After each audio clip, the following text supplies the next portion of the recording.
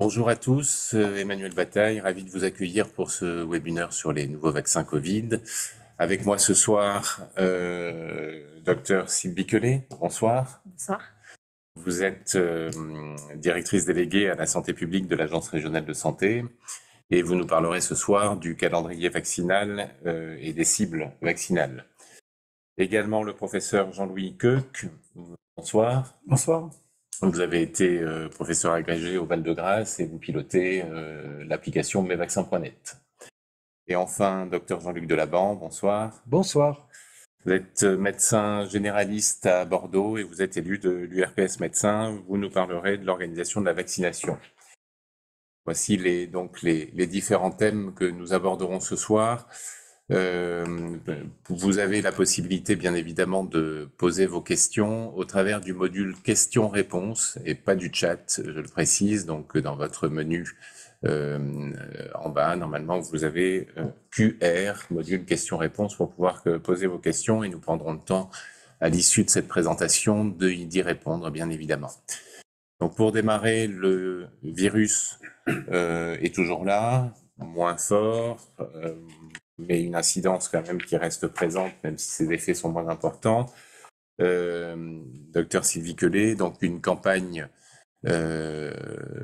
automnale s'est engagée, 2 textes de référence qui posent les principes, celui de la HAS et celui de la Direction générale de la santé en septembre, ont posé ses bases. Donc ça reste principalement tourné vers les personnes fragiles. Tout à fait. Donc, les cibles vaccinales sont celles qui sont affichées. Donc, en premier, les résidents d'EHPAD et USLD, quel que soit leur âge, puisqu'ils ont un facteur de risque très important qui est celui de la vie en collectivité. Les personnes de 60 ans et plus, les personnes immunodéprimées, et cela quel que soit leur âge, les personnes souffrant d'une ou plusieurs comorbidités, les femmes enceintes, et on n'y pense pas suffisamment, et cela dès le premier trimestre de la grossesse. Et puis, dans une stratégie de cocooning, toutes les personnes qui vivent dans l'entourage ou en contact régulier avec ces personnes vulnérables, qu'elles soient immunodéprimées ou d'autres vulnérabilités. Et ça concerne donc également les professionnels des secteurs sanitaires et du médico-social. Et donc, voilà. Donc, principalement ces personnes à risque, comme toujours, avec toujours la question des délais entre les différentes injections, rappels, contaminations. Oui, alors là, les délais sont pas très simples à retenir. C'est pour ça que je pense que cette slide permet de résumer. Donc, on va faire une différence entre les personnes âgées de plus de 80 ans ou les personnes résidant en EHPAD et USLD et les personnes sévèrement immunodéprimées. Donc, en fait, celles qui sont les plus à risque de faire des formes graves. Et là, on va leur proposer une dose de rappel dès 3 mois après la dernière injection ou la dernière infection. Et ça veut dire que pour ces personnes-là, on est parfois à la 5e, voire la 6e dose de vaccin. Pour les autres personnes éligibles, tous ceux de la liste, y compris les personnes dès l'âge de 60 ans, on va considérer un délai de 6 mois après la dernière injection et un délai de 3 mois après la dernière infection. Et on considère qu'il y a un délai minimal de 6 mois entre la dernière injection et ce nouveau rappel. Vous savez qu'on a à l'heure actuelle différentes spécialités vaccinales à notre disposition, et pour ce rappel automnal, on va préférer un vaccin adapté. Ce sont des vaccins bivalents qui vont être adaptés aux souches circulantes à l'heure actuelle, et ça, quel que soit le vaccin qui a été utilisé auparavant. Pour les personnes de moins de 30 ans, puisque ces vaccins sont fabriqués à la fois par Pfizer ou par Moderna, pour les personnes de moins de 30 ans, on recommandera d'utiliser le vaccin bivalent, mais Pfizer. Alors, on reparlera fortement avec le professeur Jean-Louis Queuc de ces différents vaccins. Une question quand même fréquemment posée, le délai, concomitant ou pas, avec la vaccination grippe. Alors, en fait, quand on regarde les personnes éligibles, les listes sont pratiquement superposables avec les cibles de la vaccination contre la grippe. Et ce qu'on veut, c'est que ces personnes soient protégées à la fois contre la Covid, à la fois contre la grippe. Donc, de façon, j'allais dire, pratique, on peut tout à fait vacciner le même jour contre la Covid et contre la grippe, avec 2 sites d'injection distincts. En revanche, si on ne fait pas ces 2 vaccins le même jour, il n'y a pas de délai à respecter entre les 2 vaccinations.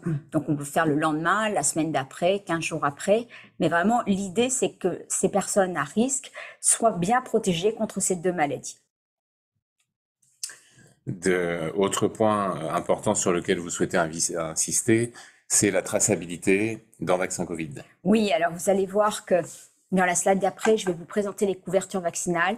Il semble que dans un certain nombre de cas, notamment pour les personnes qui sont vaccinées en collectivité, le vaccin ne soit pas toujours rempli dans vaccin Covid, ce qui fait qu'on a des taux de couverture vaccinale qui sont très sous-évalués. Et donc, bien sûr, c'est très important donc de tracer dans vaccin Covid.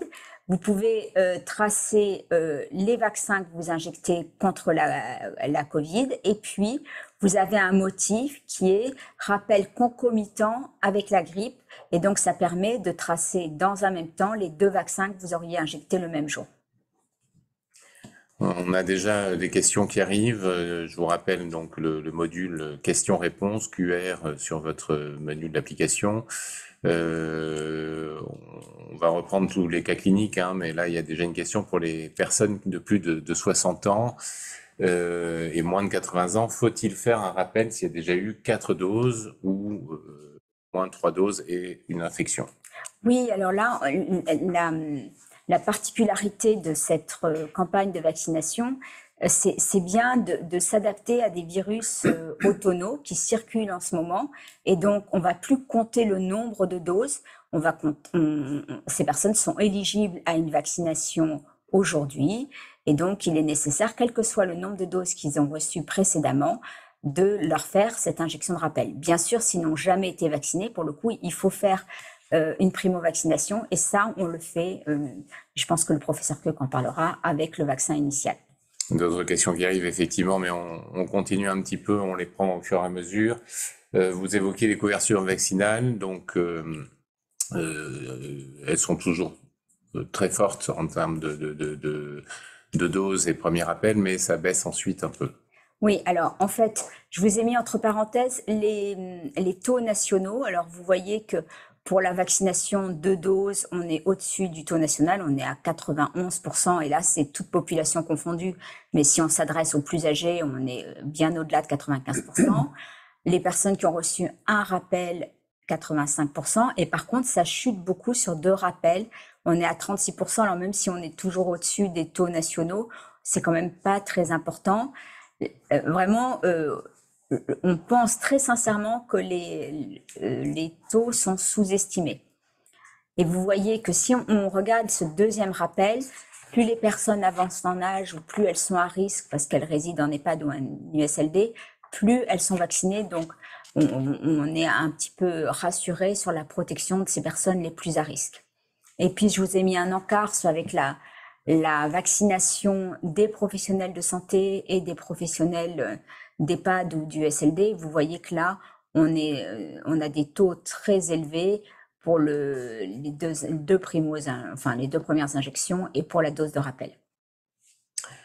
Merci.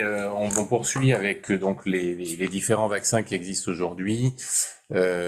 Professeur Jean-Louis Koch, vous allez nous exposer un peu ces différents vaccins, parce que là, le panel s'enrichit. Je vous laisse la main et on répondra une fois de plus aux questions qui se posent sur l'intérêt de continuer à vacciner en fonction des situations et de différents cas cliniques que vous illustrerez ensuite. Très bien. Oui, c'est vrai qu'on a beaucoup de vaccins et c'est pas toujours facile de s'y retrouver. Ce que j'ai décidé de faire dans cette présentation, c'est de vous dresser un panorama des vaccins autorisés dans l'Union européenne, et parmi ceux-ci, de distinguer ceux qui sont effectivement recommandés et utilisés en France. Parce que c'est une particularité des vaccins d'avoir d'un côté un niveau réglementaire légal auquel on doit se conformer, c'est l'autorisation de mise sur le marché, et de notre côté, on a en plus un niveau de recommandation qui est en général un sous-ensemble des autorisations. Donc j'ai distingué les vaccins à ARN des autres vaccins, et j'ai distingué la primo-vaccination du rappel. Donc ici, on a les vaccins à ARN messagers autorisés pour la primo-vaccination selon la tranche d'âge. Et on voit que on a quand même finalement 6 formulations de vaccins qui sont autorisées. Alors tout récemment, le Comirnaty dosé à 3 microgrammes est autorisé chez les enfants de 6 mois à 4 ans révolus. Mais pour ce vaccin, on n'a pas encore de recommandation en France. La HAS va se prononcer bientôt. On ne sait pas ce qui va être recommandé. Ensuite, on voit que les 3 suivants sont à la fois autorisés et recommandés, mais qu'il peut y avoir une différence dans les tranches d'âge. Le Comirnaty 10 microgrammes, il est recommandé entre 5 et 11 ans. Le Comirnaty 30 microgrammes, il est recommandé à partir de l'âge de 12 ans. Et puis, il y a le Spikevax 0,2 mg par millilitre, ce qui correspond pour une dose normale à 100 microgrammes, qui peut être fait à raison d'une demi-dose chez les 6-11 ans, mais qui n'est pas recommandé. En fait, ce vaccin, comme ça a été dit tout à l'heure, n'est pas recommandé avant l'âge de 30 ans, parce qu'il y a un risque de myocardite qui est plus élevé qu'avec le Comirnaty, pour lequel ce risque est extrêmement faible. Et en tout cas, dans tous les cas, bien sûr, ce risque est beaucoup plus faible qu'avec la maladie elle-même. Et puis on a deux autres formulations, le Spikevax 0,1 mg par millilitre et le Spikevax 50 microgrammes. En fait, ce sont 2 vaccins identiques, mais le deuxième, c'est une seringue pré-remplie. Donc ces vaccins sont autorisés, mais pas encore disponibles en France, et ils seront utilisables chez les enfants. Au-delà des vaccins ARN, d'autres vaccins existent? Alors il y a d'autres vaccins, mais on voit ces vaccins passent vraiment en second plan. Très ponctuellement, on utilise le Nuvaxovid à partir de l'âge de 18 ans pour ceux qui ne veulent pas être vaccinés avec un vaccin ARN ou en cas de contre-indication à un vaccin ARN. On voit que ce vaccin est autorisé en fait dès l'âge de 12 ans et là, la HAS va aussi se prononcer bientôt sur cette extension de l'AMM. Le Vaxzevria, le J-Covidan, c'est-à-dire le vaccin de Janssen, sont aujourd'hui plus utilisés en pratique. Et le vaccin inactivé de Valneva est autorisé, mais n'a pas fait l'objet d'une recommandation de la part des autorités de santé. Donc là, on était sur les vaccins pour la primo-vaccination, concernant le rappel maintenant. Alors, concernant les rappels, on voit aussi là qu'il y a de nombreux vaccins à ARN. Pour le vaccin Comirnaty 10 microgrammes, bien, c'est le seul vaccin qui, depuis fin septembre, est autorisé chez les enfants, mais pas recommandé. Et puis donc, on a les vaccins qu'on appelait classiques, c'est-à-dire Comirnaty 30 microgrammes ou Spikevax 0,2 mg par millilitre. Alors, pour celui-ci, il y a une particularité, c'est qu'on utilise à raison d'une demi-dose, c'est-à-dire 50 microgrammes, et que donc, pour la raison que je signalais tout à l'heure, uniquement à partir de l'âge de 30 ans. Et puis, il y a les vaccins bivalents. Donc, il y a 2 vaccins bivalents BA1, mais il n'y a que le vaccin de Spikevax qui est disponible pour cette formulation, et 2 vaccins bivalents BA4-5, puisque protège, en fait, c'est un mix qui permet de protéger contre ces 2 variants. Et là, il y a aujourd'hui, en pratique, c'est celui qui est le plus utilisé, le Comirnaty bivalent BA4-5, donc, et le Spikevax bivalent BA4-5 vient d'être autorisé, c'est tout récent, ça date de fin octobre. Et là aussi, on attend un avis de la HAS pour savoir si on peut l'utiliser et ses conditions d'utilisation. Également d'autres vaccins, cette fois-ci non ARM pour le rappel. Voilà, bon alors je passe très vite, hein, puisqu'en pratique, aucun de ces vaccins n'est recommandé aujourd'hui. Alors, des questions qu'on peut prendre au fil de l'eau. Comment connaît-on, vraiment les risques de vacciner tous les 3 mois? Après X rappels, comment peut-on assurer l'absence de risque? Et quelles sont les contre-indications des ARN actuellement? On surveille de manière très étroite les effets indésirables post-vaccinaux, y compris après les rappels, et on a pu vu une augmentation particulière des effets indésirables, qui sont des effets indésirables bénins et transitoires dans la très très grande majorité des cas, après les rappels. Donc le fait d'avoir des rappels successifs n'a pas entraîné d'événements qui ont fait l'objet de signalements particuliers jusqu'à maintenant. Les contre-indications, c'est toujours l'allergie, c'est les personnes qui ont eu une myocardite notamment, et puis certaines contre-indications doivent faire l'objet d'une étude. Il faut vérifier, notamment en cas de survenue d'un problème après une première injection, eh bien, il faut faire une analyse pour savoir s'il y a une contre-indication ou pas à la vaccination. Donc, il faut se reporter d'une manière générale au résumé des caractéristiques du produit si on a le moindre doute. Alors, une autre question qui est sur celle, de l'intérêt de ces vaccinations et notamment du vaccin bivalent. On reprend la question plus précisément derrière, mais déjà, vous nous présentez là les études scientifiques justement sur les vaccins bivalents. Oui, parce que ça a fait l'objet de discussions et c'est vrai qu'on n'a pas encore d'études d'efficacité sur le terrain. Par contre, clairement, il y a une meilleure immunogénicité des vaccins bivalents contre le variant Omicron sans diminution de la réponse contre la souche originelle. Et donc, on sait très bien qu'il y a un lien très fort entre le taux en anticorps neutralisants et les symptômes cliniques ou la gravité de la maladie.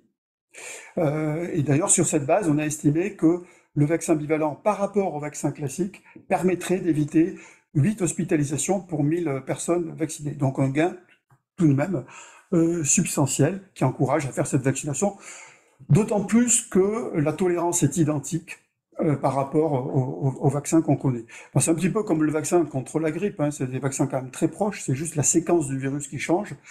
Et donc, évidemment, on ne s'attend pas à avoir une variation dans la tolérance du vaccin du fait simplement de ces changements. Alors, question qui fait la transition avec ce qu'on va évoquer ensuite. Quel est vraiment l'intérêt de continuer à vacciner, car les deux raisons principales ne semblent plus d'actualité, les formes graves pulmonaires, le fameux rapport bénéfice-risque, maladie Covid, multiples revaccinations. Le message en fait qu'on passe, c'est de cibler quand même les populations à risque, et vous reprenez, professeur Jean-Louis Ceuc, un certain nombre de cas de cliniques pour donner justement les bonnes conduites à tenir. Alors, les cas cliniques, c'est plutôt des conduites à tenir parce qu'en fait, les recommandations ne sont pas toujours explicites.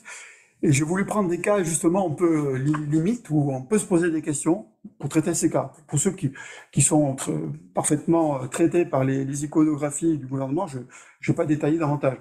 Mais ce qui est sûr, c'est qu'on a toujours des formes graves. Mais le rapport bénéfice-risque, il est constamment réévalué. Et aujourd'hui, les dernières recommandations sont basées sur ce rapport bénéfice-risque. Et on sait très bien que chez les personnes âgées ou à risque, en particulier, le risque de forme grave est considérablement réduit par le rappel vaccinal, par rapport à la primo-vaccination. Et donc oui, c'est tout à fait suffisant pour justifier ces rappels. Donc ici, j'ai pris des exemples qui peuvent poser des questions. Par exemple, un adolescent de 15 ans sans facteur de risque qui a eu sa primo-vaccination. Donc avoir eu sa primo-vaccination, ça veut dire avoir reçu ces 2 doses ou une dose et une infection. Eh bien, dans ce cas-là, on me demande souvent s'il faut faire d'abord le vaccin classique pour le premier rappel. Non, on passe directement au vaccin bivalent. Ça n'a que des avantages par rapport au vaccin, entre guillemets, classique. Donc, on fait un vaccin bivalent et puis après, on s'arrête. Il n'y a pas besoin de deuxième rappel puisqu'il n'y a pas de facteur de risque. Alors, un deuxième exemple, ici, c'est une femme de 30 ans, toujours sans facteur de risque, qui a été primo-vaccinée correctement et qui a déjà eu un rappel vaccinal avec un vaccin classique. Donc, comme elle ne rentre pas dans la catégorie des personnes à risque que nous a donné tout à l'heure le docteur Sylvie Collet, eh bien, le schéma vaccinal est terminé. Aujourd'hui, ce n'est pas la peine d'administrer d'autres vaccins, bivalents ou autres. Ici, il s'agit d'un homme de 50 ans qui a une personne vulnérable dans son entourage, qui a déjà eu une primo-vaccination et un rappel vaccinal fait avec un vaccin classique. Bien là, cette personne rentre dans cette liste et donc on fait un vaccin bivalent, puis on s'arrête. Alors je rappelle que les vaccins bivalents, on a commencé à les faire depuis début octobre. Donc la question d'un rappel ultérieur aujourd'hui ne se pose pas et ne se posera pas avant début janvier 2022. Et là, on verra en fonction de la situation épidémiologique ce qu'il est nécessaire de faire. Pas du tout certain qu'on recommande de vacciner tous les 3 mois ou tous les 6 mois. Pas du tout. Et enfin, dernier petit cas, une femme de 65 ans, donc à risque du fait de son âge, mais qui ne possède pas d'autres facteurs de risque, qui a reçu une primo-vaccination et un rappel vaccinal fait avec un vaccin bivalent. Là, on pourrait se demander s'il faut faire une deuxième dose, un deuxième rappel. Eh bien non, elle a eu le vaccin bivalent, on s'arrête là pour l'instant. Voilà ces petits cas cliniques. Et si Merci beaucoup. Oui, n'hésitez pas une fois de plus à nous soumettre des questions, des situations qui vous poseraient problème, qui vous interrogent sur la pertinence ou le schéma vaccinal en fonction des cas que vous pouvez rencontrer dans votre patientèle. Comment ça fonctionne en termes de commandes et d'organisation de la vaccination? Docteur Jean-Louis Delaban, vous allez nous éclairer, en fait, en fonction des différents cas. Voilà, alors je vous ai fait un petit tableau pour essayer d'être pratico-pratique. Et donc, comme notre sujet était quand même autour des nouveaux vaccins, je n'ai repris que 3 vaccins. Et vraiment, on va s'appesantir surtout sur les 2 premiers. Le 3e vaccin, qui est donc un vaccin non ARN messager, il me semble un peu plus difficile à proposer, à part d'avoir des patients qui aient une contre-indication à un vaccin ARN messager, ou des gens qui ne veulent pas absolument entendre parler d'ARN messager. Autrement, il ne présente pas beaucoup d'avantages, il est plus compliqué à gérer. On va voir pourquoi tout à l'heure. Donc, la vraie question se pose entre les 2 vaccins bivalents ARN messager. Alors, le premier, vous avez vu, le professeur Coq vous a dit il y en a plusieurs. Moi, je vous ai parlé que de 2, parce qu'à ce jour, ce sont les 2 seuls qui sont disponibles à la commande en France. Les autres sont en devenir, mais pour l'instant, ils ne sont pas disponibles. Donc, en gros, et pour les appeler plus simplement, vous avez le Pfizer et le Moderna. Alors, le Pfizer, il a l'intérêt d'être basé sur les souches BA4 et 5 qui sont probablement celles qui sont le plus en circulation en ce moment, si on en croit les données, voilà. Et le Moderna qui est sur le BA1. Alors, au niveau donc pratique, vous savez, ces vaccins sont des vaccins qui sont congelés. Donc, pour nous, médecins de terrain, tout ce qui se passe pendant la congélation, c'est pas notre problème, puisque ils vont arriver chez votre pharmacien, chez qui vous vous êtes inscrit pour récupérer les doses. Et là, ce qui va nous intéresser, c'est combien de temps ils se conservent dans le réfrigérateur après la décongélation, que ce soit dans le réfrigérateur du pharmacien ou du vôtre. Donc, vous savez qu'on ne tient pas compte de la date de péremption qui est sur le vaccin, qui, elle, concerne la date d'opération congelée, mais qu'il y a une étiquette qui est ajoutée à la décongélation et qui va donc vous donner la durée de vie utilisable du vaccin par rapport à sa durée de vie en réfrigérateur, c'est-à-dire une fois que le produit est décongelé. Alors vous voyez que là, l'avantage, il est plutôt au Pfizer, qui se conserve 10 semaines, alors que le Moderna ne se conserve que 30 jours, une fois qu'il est sorti du congélateur.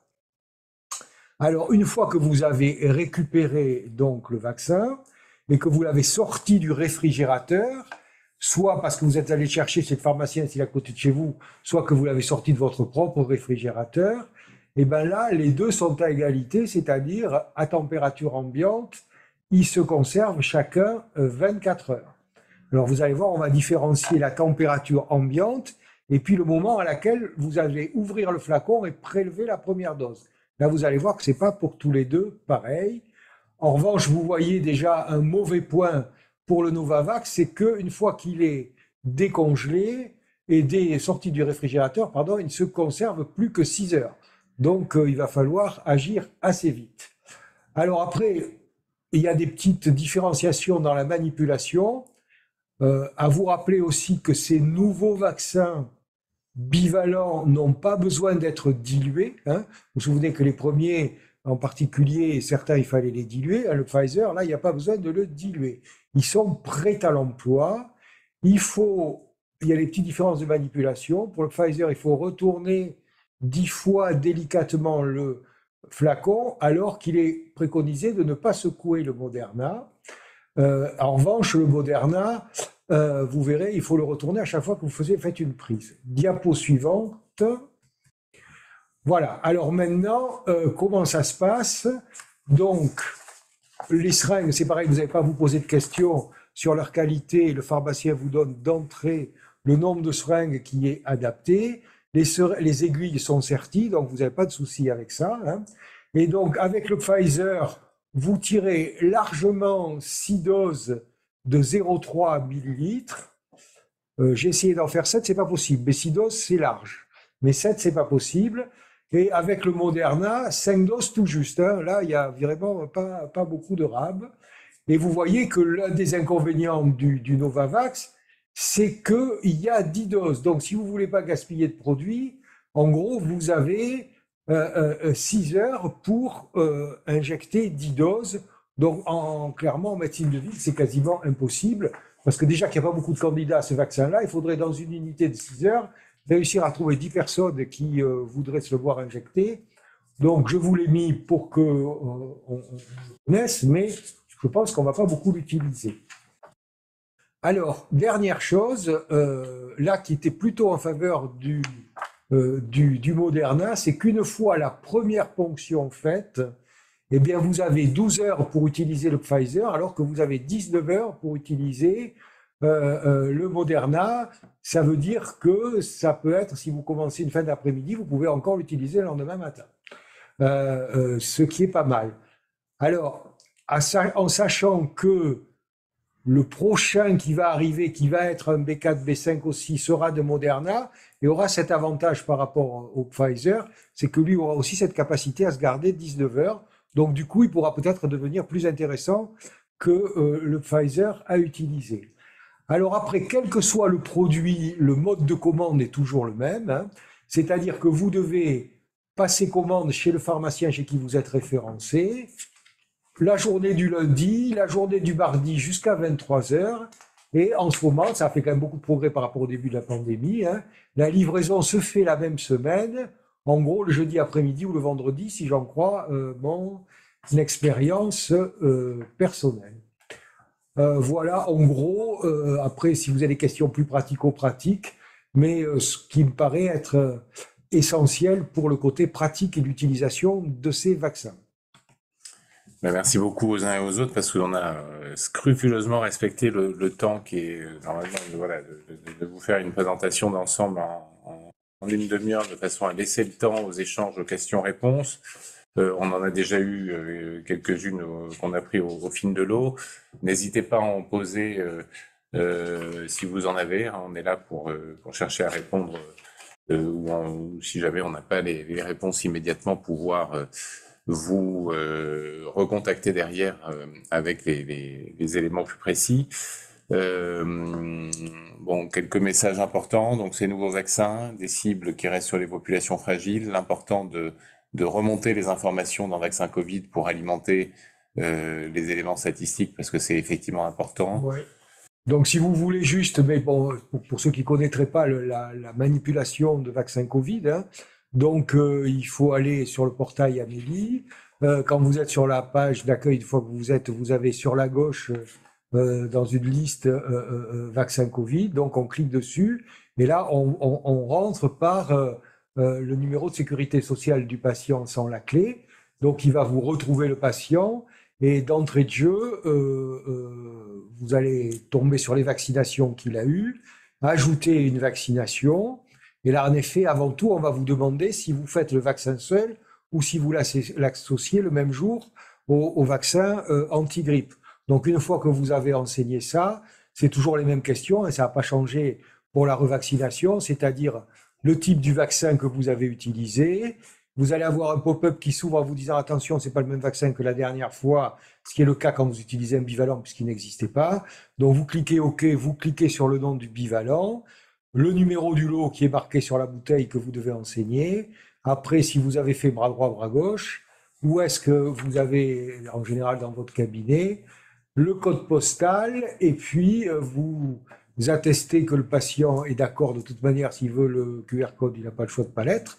Donc, vous attestez que le patient est d'accord, et après, vous n'avez plus qu'à imprimer la fiche de synthèse et surtout la fiche avec les deux QR codes. Voilà, juste un bref rappel du fonctionnement de vaccin Covid. Une question qui apparaît, c'est est-ce que les médecins traitants disposent toujours de la liste de leurs patients non vaccinés mise à jour par l'assurance maladie? Alors, elle a existé, je ne sais pas si elle a été mise à jour ou pas. Alors, entendons-nous bien, ils disposent, le terme est un peu facile, ils ne disposent pas comme ça. C'est-à-dire qu'il faut qu'ils fassent une demande explicite pour que l'assurance maladie la mette consultable sur leur espace patient du portail Amélie. Merci de ces précisions. Professeur Jean-Louis Coq, est-ce que vous voulez donner d'autres précisions? Peut-être une chose qu'on peut préciser, c'est l'efficacité du rappel, non seulement sur la prévention des formes graves, hein, mais sur l'objectif essentiel, mais il y a aussi une efficacité sur l'infection et la transmission du virus. Pendant 8 semaines, voire 12 semaines, donc 3 mois après l'administration du rappel. Donc c'est pas négligeable. C'est pas négligeable et c'est un argument qu'on peut donner également pour convaincre certaines personnes de se faire vacciner. Et qui montre que la vaccination protège aussi l'entourage et pas seulement la personne vaccinée. Merci. Il est important de rappeler que vous avez accès en tant que médecin à l'application mesvaccins.net gratuitement. Mesvaccins.net, l'accès justement est financé par l'URPS Médecins Libéraux pour que ce soit gratuit pour tous les médecins, par l'URPS Pharmaciens pour que ce soit gratuit pour tous les pharmaciens de la région, soutenu également financièrement par l'Agence régionale de santé, avec toute une base scientifique et une aide à la prescription vaccinale, quels que soient les vaccins, bien au-delà du Covid. Oui, bon, merci pour ce rappel, mais il y a aussi si vous recherchez des informations sur un vaccin, sans même vous connecter à mes vaccins, vous arrivez en général sur la fiche de mes vaccins. Et sur cette fiche de mes vaccins, vous avez le résumé des caractéristiques du produit, donc les éléments officiels du dossier d'autorisation de mise sur le marché, mais commentés avec des suppléments d'informations qui sont justement les recommandations des autorités de santé ou des précautions particulières. Vous avez donc rassemblé tout ça dans un même document, directement accessible sur Internet, voilà, sans avoir besoin de se connecter, c'est ouvert en réalité à tout le monde. Puisqu'on parlait de vaccins tout à l'heure, c'est un moyen de retrouver les informations que je vous ai données tout à l'heure viennent de ces fiches que nous mettons à jour quotidiennement. Merci beaucoup. Docteur Sylvie Collet, un petit mot pour conclure? Oui, pour vous dire que le virus continue à circuler, qu'on a quand même des incidences très très élevées, avec des taux de positivité très élevés, au-delà de 20%, et que donc, certes, il a bien été dit qu'on voit moins de formes graves et moins d'hospitalisations, mais sans doute parce que la population est immunisée, mais il faut continuer à vacciner justement pour continuer à protéger la population et donc surtout vacciner vos patients fragiles. C'est important de continuer à les accompagner effectivement sur cette démarche. Pas d'autres questions qui sont apparues. On va finir plus tôt que prévu, on se l'autorise. Merci beaucoup de nous avoir suivis, de rester actifs justement pour vos patients dans les questions que vous posez et bien sûr au quotidien dans les cabinets. Ce webinaire sera disponible à partir de lundi prochain en replay sur notre site internet si vous souhaitez le revoir ou le diffuser autour de vous. Merci et à très bientôt pour d'autres numéros. On a d'autres webinaires qui sont programmés sur le mois de novembre et décembre, donc on espère de vous retrouver nombreux. À très bientôt. Bonsoir. Bonsoir. Bonsoir.